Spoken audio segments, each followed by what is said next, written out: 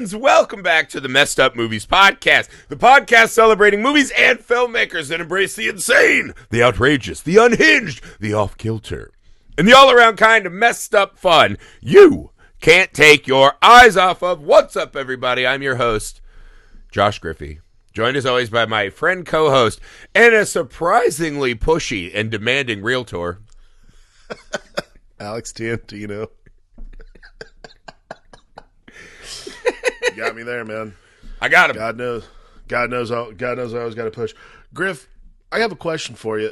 Yeah. Speaking of realtors, do you like mannequins? Oh, yeah, more than I should. Absolutely. Well, if mannequins are your thing, I got to say, for $1 a month, you could also join the mannequin of a pod we have over on the page. No, I'm kidding. I don't know. I was going to say, I don't know how to take that about the poor pod. I'll be completely honest with you. I don't know where I'm going with this.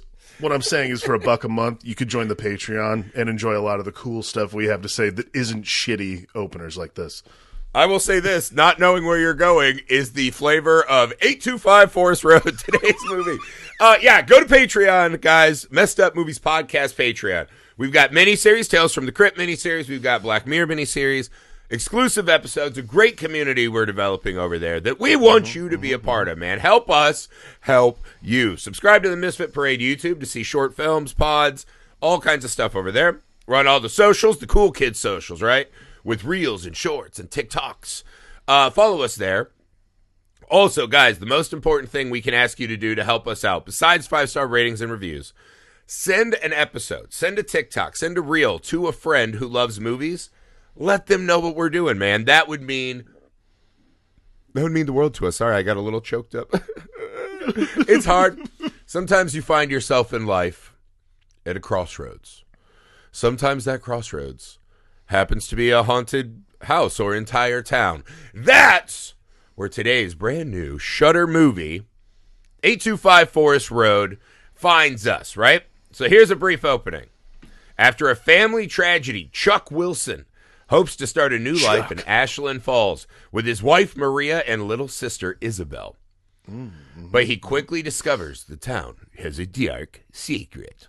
Secret. So this is essentially the reason people would be interested in this movie, right? It sounds like pretty standard haunted house fare. Oh, yeah. The thing that draws you. This was Stephen Cognetti's new movie, right? He of Hell House LLC fame. Those of you who listen to this pod know that my son Hunter found Hell House. He kind of does this. We do this on weekends now where I let him stay up for a sleepover, which just means me and him and his little brother fall asleep on the couch watching scary movies, right? I thought that was a cool thing I used to do with my dad. Very sweet. Yeah, I like when I had a dad, and, this is what we do. Before he just was taken by bars and loose women. Unbelievable. Well, Hunter's dad hasn't fallen that far yet. We're watching scary movies together. And his favorite horror movie is either Sinister or Hell House LLC. He loves the Hell House series. He actually told me Hell House 4, Carmichael Manor, might be the best and scariest movie he's ever seen, right? Okay. Loves this movie. I actually think Hell House is the pinnacle, because everyone talks about Terrifier, right? Yeah. You want to do a low-budget movie, you do Terrifier. I think that's a really, it's one of those things that feels unfathomable if you're not an effects master. Yeah. Hell House LLC is one of the absolute most effective, truly terrifying, unsettling, visceral, found footage, kind of low-budget movies I've ever seen. That movie does so much with so little. Mm-hmm. I'm obsessed with that franchise. So I was very excited to see what's going to come next for the Hell House guys after this year's final movie, I believe, right? Right. Here's what I'll say. This movie has some of the problems and accoutrement of low-budget films. Sure. What I don't think this movie suffers from is a lack of ideas, though, right? I think one of the scourges of low-budget indie movies is this kind of regurgitation and rehashing with nothing really to say and no thoughts, right? Right. This one doesn't have that. I think perhaps the issues are structural, and that I think maybe the ideas are a little underserved based on this odd narrative device we put in. But sure. Alex, I would love your opening thoughts. What did you think of 825 Forest Road? Gut reaction. Didn't love it. But yeah. That seems to be the prevailing sentiment. But here's the thing. That's fine. and I want to be like really clear about this because, look, when we talk about new movies, we talk like sometimes sometimes the movies like Baby Girl and shit like that, where we got Nicole Kidman and shit in it. Yeah, I got to sit with my mom uncomfortably watching Nicole Kidman finger blast herself. Man, sometimes you sit in the theater and see this kind of shit. That was a terrible son's decision. That's not Nicole Kidman's fault. It's not Nicole Kidman's fault. Here's the thing, though. Stephen Cognetti has a great franchise on his hands. He's trying something new. It's okay to stretch your wings as a filmmaker. I think that's cool. So, like, just because it's not my personal flavor doesn't mean it's a shitty movie or anything like that. Yeah, it has some trappings that maybe don't work, but, like, isn't it cool to see a filmmaker, especially low budget filmmaker guys, like people who do the guys who do found footage movies, isn't it fucking cool to see them like take a shot? That's fucking rad as hell. Well, again, and maybe I'm a sucker for this, right? Because we have our own little movie group now.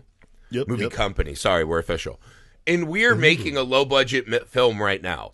There's something about when you are actually making your own low budget films, I can forgive so much, right? Now, when I go see something like, fucking Mickey 17 or whatever, I think I can be as brutally honest as I want with that movie because it has all the things, right? Yeah. When I see this is a movie you're like, God, like normal people could make this movie. Exactly. But it looks awesome. There's a lot of quality in this movie. The normal people can make this is not meant as an insult. To me, no.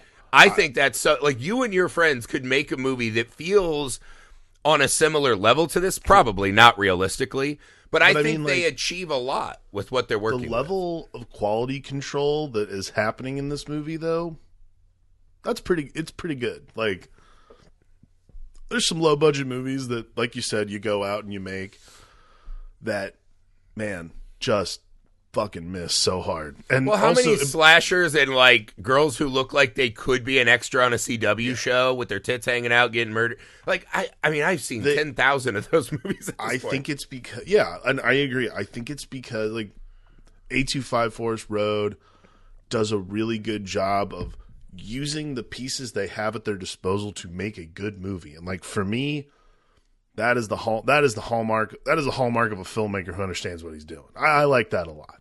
Yeah, and again, I put this as a smack dab, like down the middle movie. For me, it's like a 2.5, 3 out of 5. 2.5, 3 is completely respectable, by the way. I like the ideas in the movie.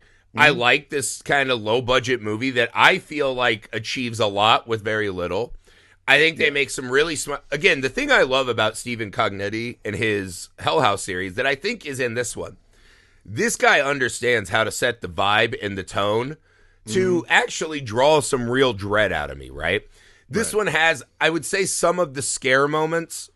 We get some of these, like, that feels a little undercutting. Like, the monster crawls and it just speeds up really fast. And you're like, that's an editing technique I don't love. Right. What is this, the Gothica trailer? Like, there are just things that you're like, but I think his setups of the scenes are so good, right? Like, one of the scenes in the movie, again, spoilers for everything. The scene where the girl who does her, like, live stream to other Target moms about making dresses, right? When the mannequin is right behind her, you're like, that scene is right out of Hell House. That's a Hell House scene, right? Where the fingers start slowly moving. People are calling her, and she's like, hey, stop. It's this slow boiling dread that just a couple finger moves really ignited in you. And me and my wife were like, oh, shit. And then she stands up, and the doll's head turns, or the mannequin. Martha, whatever her fucking name is. And you're like, why'd you say that name? Sorry, that's twice in 1 week. It's nice. Like ruined for me every time I hear a Martha joke. But it's one of those scenes you're like, that's just a really, like, that's a filmmaker who gets how to do a horror scene, right? So I love that. All right, let's start here. Sure. The basic story of this movie, right? There's this woman in town, Helen Foster, right? So tidbit for my IMDb trivia if someone wants to fill that in. I was originally Josh Foster. That could have been the name of this pod, right? I was born Josh Foster, and then when my dad bailed and the new dad came in, I was adopted in 6th grade and became Josh Griffey. But I started my life as a Foster. Neither here nor there. Right. Yeah. Wow. Just a weird tidbit I thought I'd throw in for literally no reason. I can hear audiences switching over to the Midas Touch Network right as what a journey.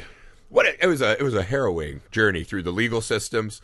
Neither here nor there. It wasn't. It was fine. We just put on a fucking clip-on tie and signed some papers. But so this lady, Helen Foster, like 100 years ago, 1800s or some shit, or turn of the century, right? Because they had a power grid. Yeah. Her daughter's getting bullied at school, or her kid. I think it's a daughter. Her kid is getting bullied at school really bad. She talks to the school. She talks to the other kid's parents. She writes a note, right? She talks to the town. No one will listen to her. No one will hear her. She talks about, in this flashback, I knew there was a problem because, like, after this crying came the blood. Something was really going wrong with her kid. Yeah. As no one will listen to her rage as a woman in a bygone era, she goes to the bully's house, fucking murders the bully and his fucking family brutally. Right. Then she is hung, or no, she commits suicide, right? She commits suicide, yeah. She commits suicide. I don't know, did her kid live or die? This is the problem. There's a lot of haziness with this movie, and I just watched it. I think that's a baseline problem. Actually, yeah, there's a thing. You're doing a good job explaining this. I do want to say this one thing. I do have trouble following movies. Like, sometimes it's hard for me to follow movies that are just, and I think this is the thing that I had the biggest issue with, was this movie is very quiet. And that's fine, okay? I like that tonality myself, is cool. yeah. That's completely fine. The problem is when movies are like baseline quiet, which is cool, like the flare-ups don't hit as hard. And like honestly, even the flare-ups in this movie, like the jumps and those kinds of things, like didn't get me as much as I thought they would. Like those kinds, kinds of moments they're supposed to hit. I think that's a problem because when it's quiet, it should hit harder, right? It's like Sinister. I agree.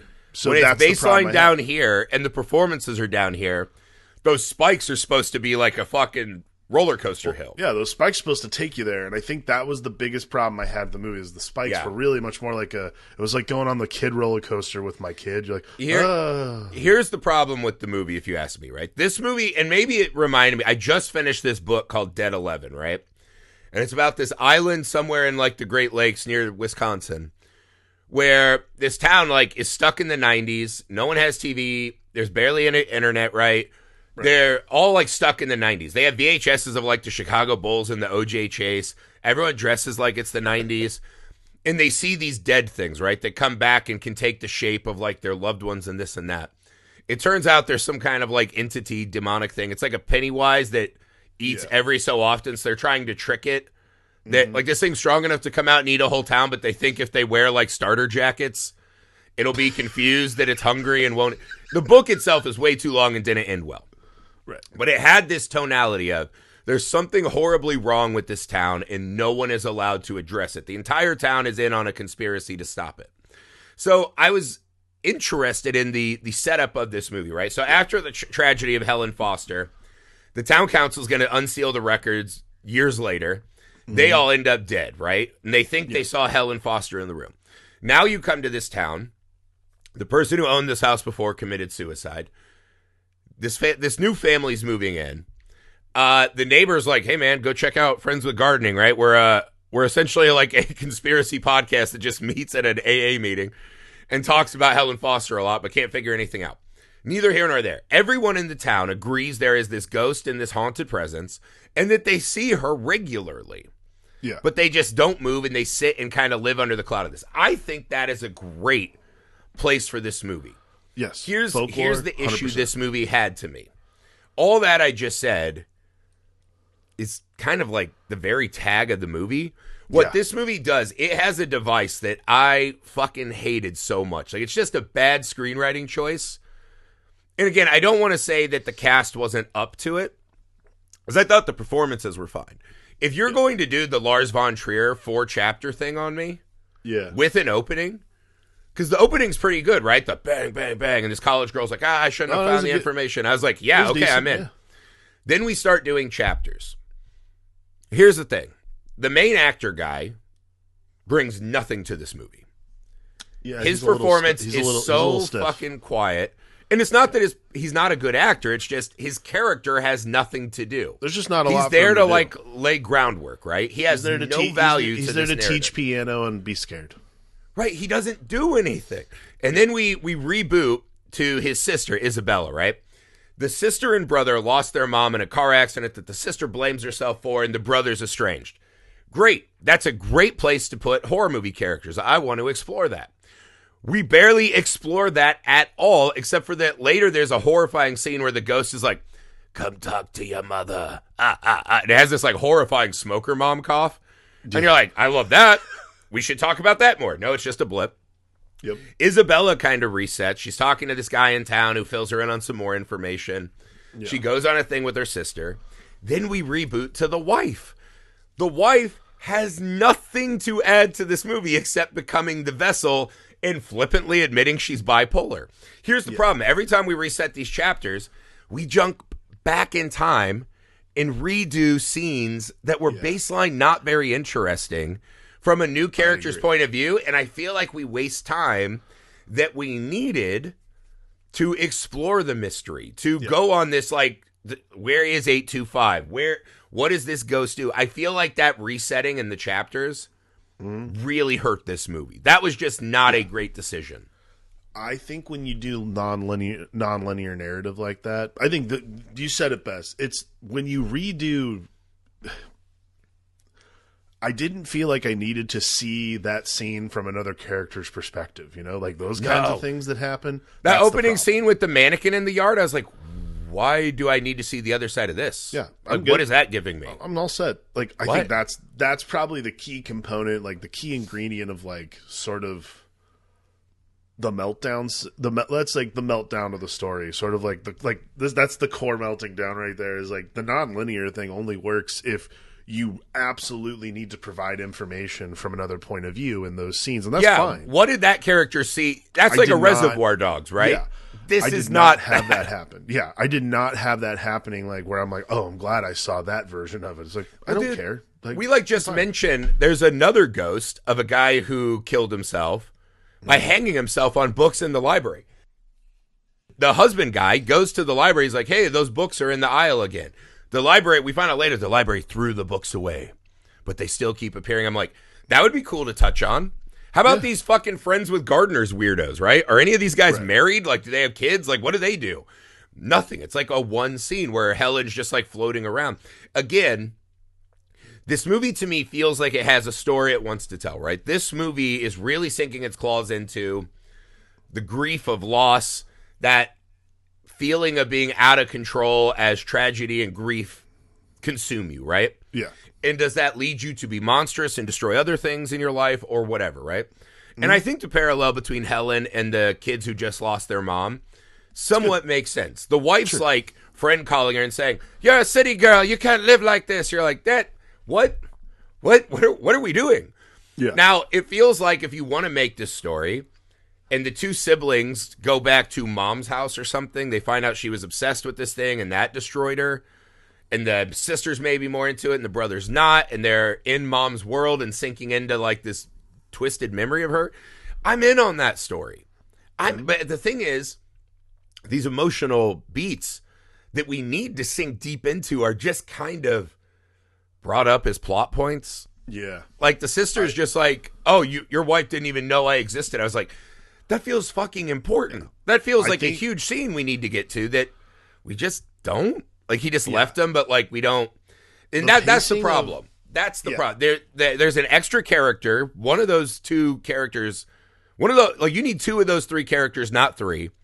And you don't need the chapters. They need to be on this journey of discovery together. Yeah, I think when the second chapter started, I was like, oh, no, not this. Like, I think that was, like, my biggest. Almost every movie that does that, I'm like, oh, fuck. Like, oh, no. I'll tell you the movie that got away with it for me was Strange Darling. Because not only were they chapters, but they were non-chronological chapters. And I was like, oh, this is cunty. This is not, like, what is this? You're drinking your own art house wine right now. What are you thinking? Yeah. And then it ends up being spectacular. And you're like, well, all right, I fucking love that. I'll take the L. Yeah, I'll eat my crow. That's fine. No theory's 100% right. That's why it's a theory and not a law. Like, I'm in. I love that. This does not. Like, here's the thing. The whole thing is like, this town's like, we have never been able to find 825 Forest Road. And there's this weird idea that if we burn down the house, we'll kill Helen for no reason. We literally have no idea how they did that ghost math. Right. There's just a scene where the dad's like, I found some books. And it's like, okay.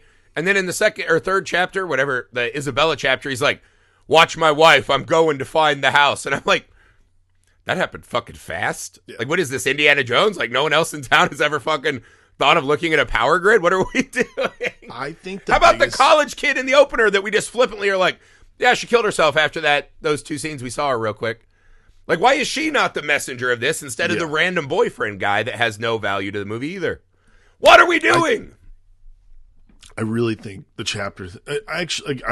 The biggest thing I had was just the chapter thing ruins the tone, great tone setter, but the chapter thing ruins the pacing so badly that it just, because I think if it was just done as a traditional ghost story, like house ghost story, like the Innkeepers or something like that, I'm like, man, you're that's a great parallel to what this you're fucking cooking if that's the case, but it just stops and starts the movie enough. You're like, oh god, I got to watch this whole thing again. And again, we're not getting enough new information, right? We get a lot of this kind of surface level. Oh, Helen did this. Oh, we can't find the house. Oh, I left my family. Oh, yeah. I blame myself for what happened to Mom. He's like, I lost her too. She's like, you lost her a long time ago. And I was like, guys, these are not like things to just tell me. I have to feel those moments with these characters, and I don't. Okay, those ones, like those, like little arguments, particularly. I kept watching. I'm like, in any other movie, I'm like, oh, sweet catharsis. In this one, I was like, this doesn't seem like a productive conversation for a family. I think we should move on. Like, yeah. Also, maybe I left my family and I don't like them. But my mom died, so sister can just move in with me, even though my wife is a city girl who doesn't know she exists. This guy's making bad fucking choices. Like, we need to address how bad this guy is at decision making. Every other movie like this, I would be like, oh, good, we're really getting into the heart of the conversation now. And I'm like, you guys should not be having this conversation. I'm like, yeah, that's bad, by the way. We need some August Osage Forest Road here. You know what I mean? I need to really sit in the stew of these fucking bad choices. Yeah, but again, everything happens so fast. By the end of the movie, it does feel a little bit like none of these people have ever met until they got on set. And again, I think this is where I give this movie a bit of a pass. The ideas and the elements are in the story. I think the machinations of the story don't let us get deep enough, right? Had you streamlined this a hair, I think we have a great emotional base. I think we have a really interesting ghost story. And I think we had what we needed. It's just everything happens so fast, and then we go back 10 minutes, and we rewatch shit that we didn't care about the first time. And the things we want to get to, we don't. And then at the end, I think the movie I'll say this. I do think the last chapter, the Forest Road chapter or whatever, I thought they tied it together in a satisfying enough way that I think the baseline idea of the movie, I ended up being like, okay, that was a completed tale to me. Right. I don't know that I would say this movie was super satisfying in that. But I liked the finale, right? So the ideas are there. They're just so fucking threadbare that you end the movie like, God, like, we could have gotten so much more, I think. I know we don't relitigate stuff like this, like tell people how to make their movies, because I don't know what the fuck your intention is. Like, plus they're all better at making movies than us, and they're all better than I am. But like the way I was sort of expecting it, and the way it rolled out was, we were so focused on like getting through the plot of the movie, and I think a lot of that comes with that non-linear thing. I think if you outbalanced getting through the movie versus like sitting, like that like tone poem thing that a lot of like newer filmmakers do, where you like sit with these characters and really like get in their brain a little bit. I'm not saying you can do that in this was like 100 minutes. You can do that, but like you have to figure out how you want to counterbalance it. And like for me, that's the problem with the movie a lot of the time, is there's just no way to know how he was trying to counterbalance narrative versus performance versus like what he actually wanted to say about these characters. Like, I think it's funny you say like Chuck's bad decisions, because like from the jump, we all know where this is going, because like when they're in the scene with the realtor. This is when I started texting you last night. Was the very beginning of this movie. Was when the scene with the realtor, and the realtor's like, "Yeah, it's double the space for half the price," and I'm like, "That means something bad happened here, guys." Good bones. And I was like, I hear that every time at the dentist, and all they play is HGTV. Good bones, and you're like, no, good bones, no. And the whole time, you're like, dude, ask the fucking question. What is the matter with you? Like, no, it's fine. We'll just take it. Well, let's talk about this. Another underserved element of this story. The realtor is like a real arch villain. Like, she lives in this town. How bad of a realtor, by the way. She knows this ghost exists. She has probably seen elements of this. Everyone else in town knows this thing exists and has seen 100% undeniable proof of the paranormal, right? She's a realtor who doesn't have an inspector look at the house. She's like, I don't know how the inspector missed it. And I was like, you fucking liar. You and the inspector are in on this conspiracy. Get the fuck out of here. Because you want your 10%. So not only are you intentionally selling haunted houses in haunted towns, you motherfucker, you show up to his house when his wife is sick and he looks like a junkie, and you say, hey man, this videographer costs me a lot. Like, how much is a videographer in the ghost town? $500 a day? And you're like, I need this interview ASAP. That's why the realtor, because my wife's like, oh, she didn't do anything wrong. I was like, that's a lie. She got exactly what she deserved. I thought she was in on it. I thought that was what it was going to be. She has to have been in on it. Everyone in the town has to be in on this. Right. That's the thing. I thought because the whole town, because I like folklore movies. Like, I think they're great. Love it. I thought because the whole town knew the fucking deal, you were going to find out like, oh, dude, this bitch has been like on one for like years trying to sell this house, and like she gives it to like she was gonna be like possessed in some way, or she gives it to unsuspecting families to like feed. She's the Renfield, yeah. I thought she was gonna be a Renfield, and when that did not happen, I was like, why? Well, sorry. So she's just a bad realtor. Goddamn shitty hubris. realtor. She lives in a town where she knows there's haunted evil ladies that can appear in paintings and shut down your date night at a gallery. She knows this thing exists. She knows someone killed themselves in this fucking house. She sells it anyways, gets her commission. She's just done. She could walk away. Probably this is the only house she's ever gotten to sell in this town. So she's so pumped. She's like, this is the start of my empire. When she shows up to that house and that guy is like, oh, I forgot my wife's sick. And he's talking like he's in a Liam Neeson movie. You as a realtor who lives in the ghost town have to know, oh shit, I'm about to get fucked up. The first time you interview that lady and she's smiling like a goddamn gargoyle and is like, you'd be like, uh-oh, videographer be damned. I know exactly what's about to happen.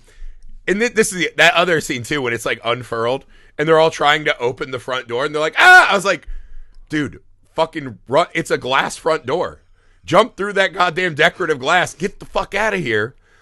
The fact that she is blindsided by this is a death of simply hubris and stupidity. It made my blood boil when she was on the phone, when Chuck was on the phone with her and she was like, oh yeah, I guess they lied about the roof. I'm like, bitch, it is your job. We saw the pictures of the roof. There's no fucking chance. Her and the possible. There's no way that house was surveyed. I just thought she was like a Renfield. But see, that's the thing. I'm like, she is in on it because she is a denizen of this town. If she doesn't live in this town, there's no way they're letting her fucking sell houses in this town. The realtor of this town inherently has to be a member of the town. They're not letting just wild-ass outsiders come in that are ghost hunters. They're going to activate this lady to start fucking showing up at bowling and the fucking bar and, school. Helen showed up at our third graders class today. Like, you're not letting outsiders come in who are going to fucking stir the pot.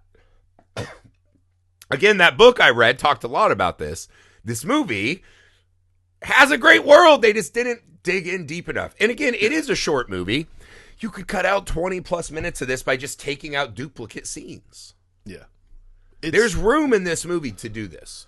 Look, it's a shot. It's a good, it's a stepping out of your comfort zone. I have a lot of respect for that.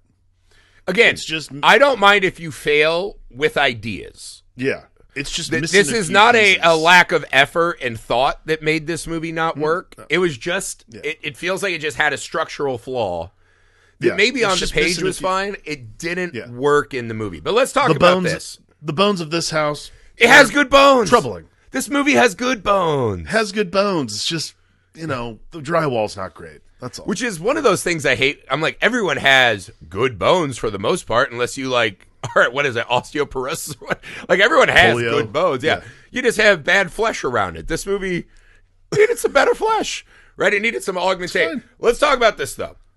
Okay. I do think the movie's very effective in its horror scenes, right? I think that is the Stephen Cognetti calling card. They're very good scares. I love the piano lesson scene. Dude. So the opening it with the college students, great. That piano scene was like one of those where I was like, all right, I'm in. I'm going to enjoy this movie. Very well cut together. I really like the piano student's like trying to do scales, and he's going to get a drink of water, and all of a sudden it's like, do-do-do-do-do-do-do. And he's like, wow, you're really good. She's like, there's a lady at that piano.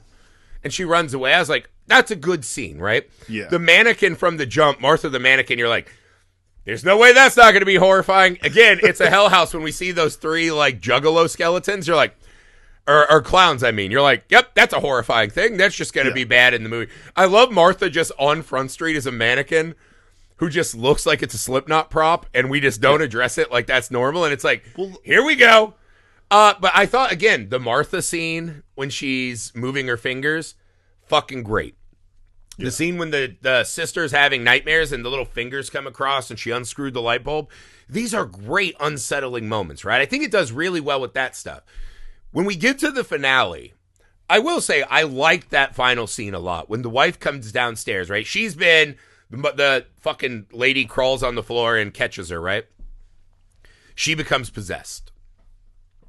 I like the idea that as this fucking uppity realtor, this just fucking rude, pushy, business first realtor who is not making decisions that a person in this town would make, right? Right. She is running the camera, and she's like, are you talking about whatever, Aubrey Plaza Realty or whatever the fuck her character's name was? Right. She's like, this is a testimonial video. And she's like, I knew there was problems when the blood came. They were beating my daughter. And she's like, you mean your adult sister-in-law? She's like, no, bitch, let me tell my story. And she starts just telling this tale. She starts telling Helen's story. Right. And she's looking at the guy, and she has this horrifying look on her face, the boyfriend. And I was like, okay, yeah, now we're doing it. I thought that scene was really fun. I like seeing Helen kind of take this lady's body, but what she really wanted to do was tell her story. Mm-hmm. I thought that was pretty cool. We're kind of intercutting it with this. They find 825 Forest Road somehow. Like, it feels like an easy thing to find. Like, a hiking enthusiast would have found it eventually, a hunter. They go to the house, right? The big twist at the end of this is that their house, the one they bought, 15 Rose Lane or whatever, was actually Helen's house. The other house, 825 Forest Road, is where the bullies lived, right? Where they got murdered. They find Helen's note addressed to them saying, please stop all this. I actually thought this was a cool, stories change and mutate generation to generation, and we lose the truth of it, the core of it. Like, they would have burned this house down and not solved anything, right? So what did you make as we kind of were paying off this final Helen story? Oh, I mean, for me, I think that worked. I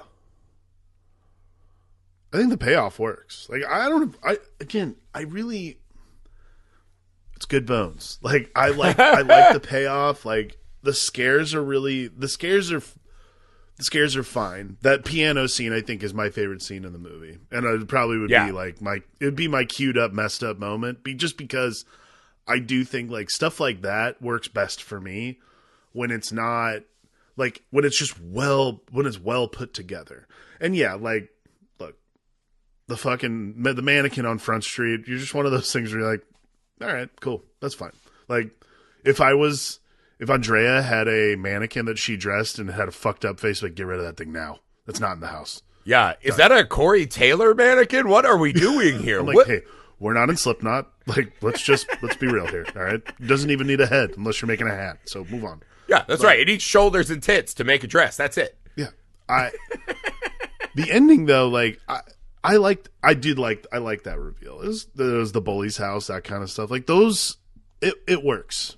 like those are effective enough where the movie was enjoyable. It just, just occasionally veers off course, and then course corrects, and then you get to it. It's a nice little dessert after a pretty average meal. Yeah. Right? Like when the ice cream you get after your meal is so much better than the meal, and you're like, meh. It's like, all right, it's there is a big question though at the end. So Helen has possessed the body of the wife. Right. She's murdering everyone in the house, right? Her house. Mm-hmm. After she tells the story, right? Everyone's not jumping through windows and hiding under tables and just getting murdered, right? For stupidity. There's a lot of that in this movie. Murdered by stupidity. We go to the house. The sister and brother are in the house. They make the reveal. We got to go back.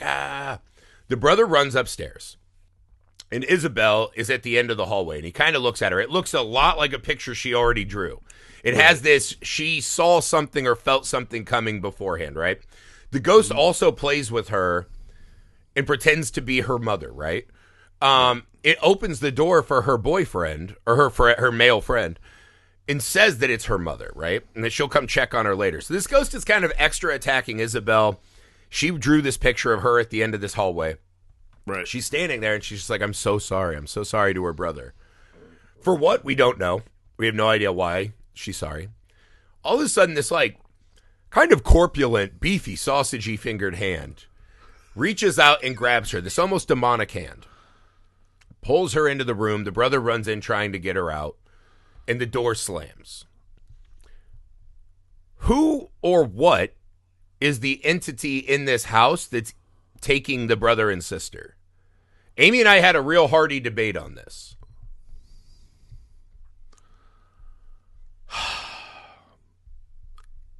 I thought about this a lot too.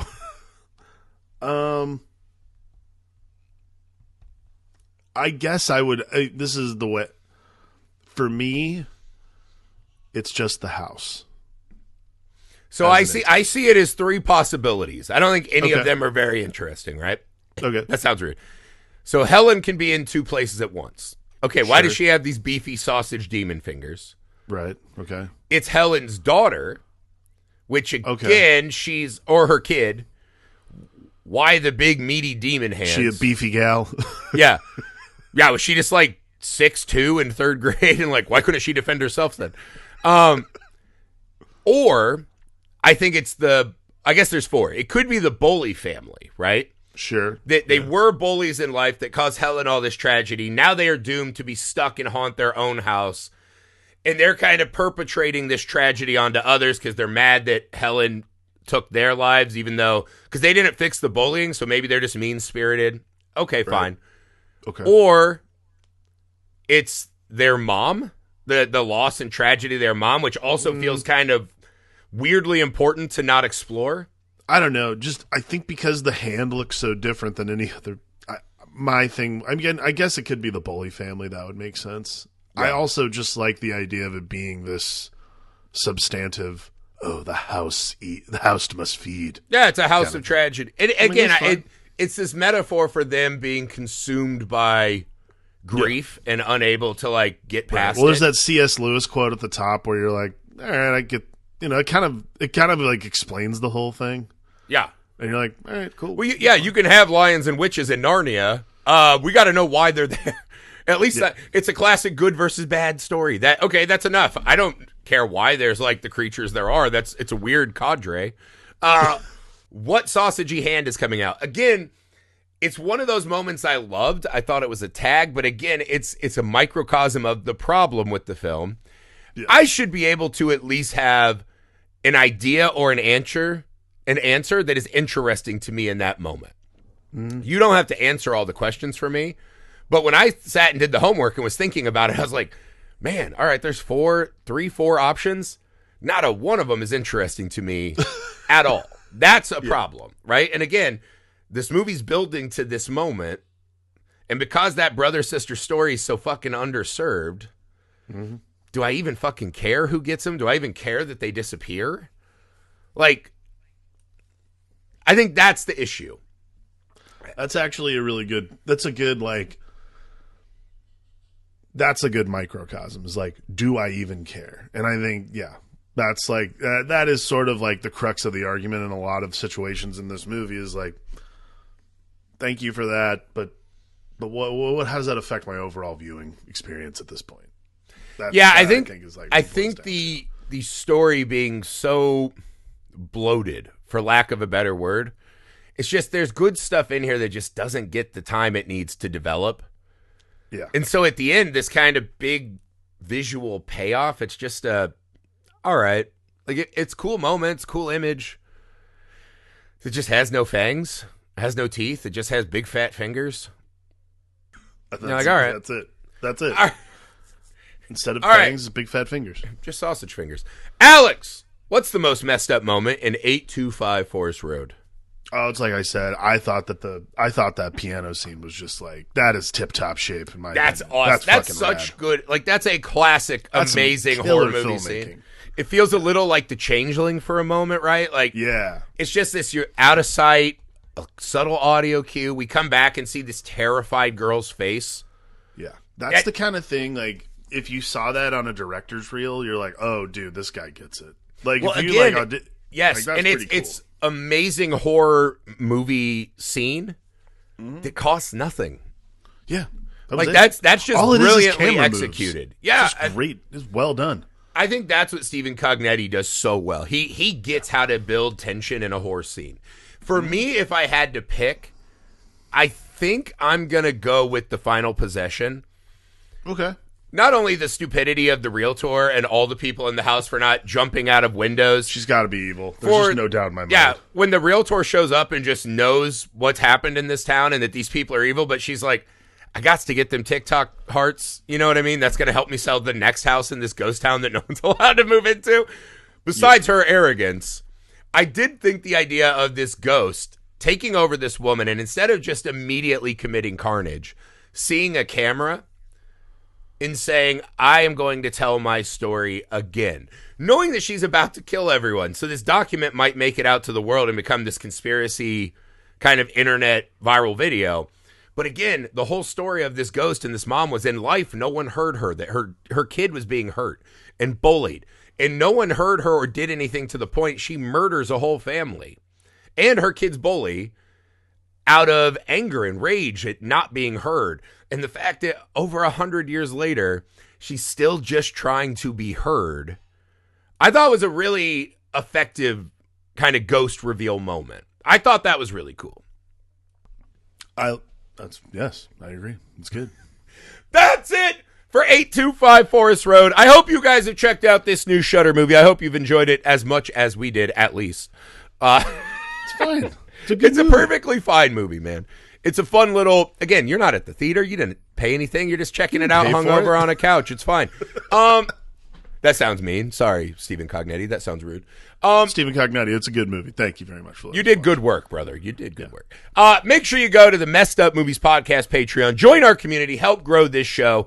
That's the best way to support us, guys. It means the world to us. We have a lot of cool stuff over there to make it worth your time. Make sure you go to the Misfit Parade YouTube. Subscribe there to see our short films so you can insult all of our bad storytelling. Make sure you go to misfitparade.com so you can keep track of our first feature film, Mr. Cream Jean's Hidey Hole. Make sure you leave 5-star ratings, reviews. Guys, let your friends know. Send them an episode. Send them a TikTok. Send them a reel, a short, whatever. That would mean the world to us. We will see you guys Wednesday in the Abyss for another messed up movie. Hey. Yeah.